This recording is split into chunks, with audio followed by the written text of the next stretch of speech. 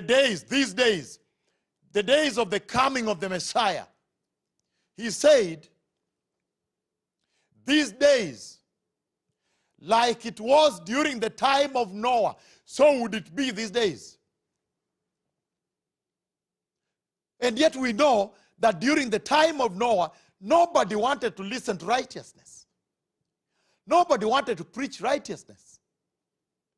Nobody wanted to obey the command of righteousness. Until Jesus said, when those days arrived, like it was during the time of Noah, so would it be. These are those days. Matthew 24, verses 36 to 42. That is what Jesus, it's in red. Jesus himself said about the disobedience of these days. But when you look at how this cloud descended on Israel and changed the conformity of Israel, you are astounded. You are shocked at the power of the visitation of Jehovah. Israel that was horizontally focused on Egypt, Egyptian life, Egyptian bread with yeast. They did not want the holy bread manna from heaven. They wanted the bread with yeast which tasted good to the flesh in Egypt.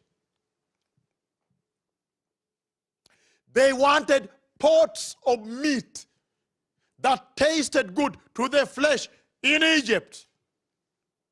Large cucumbers tasted well in Egypt to the flesh. The fish.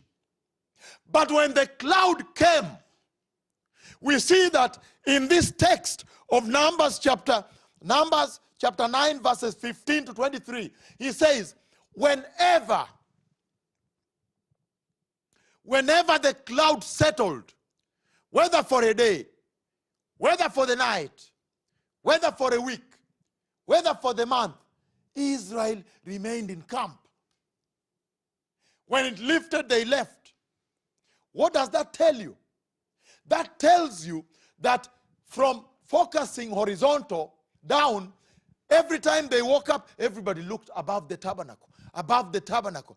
Everybody kept looking up, up, up.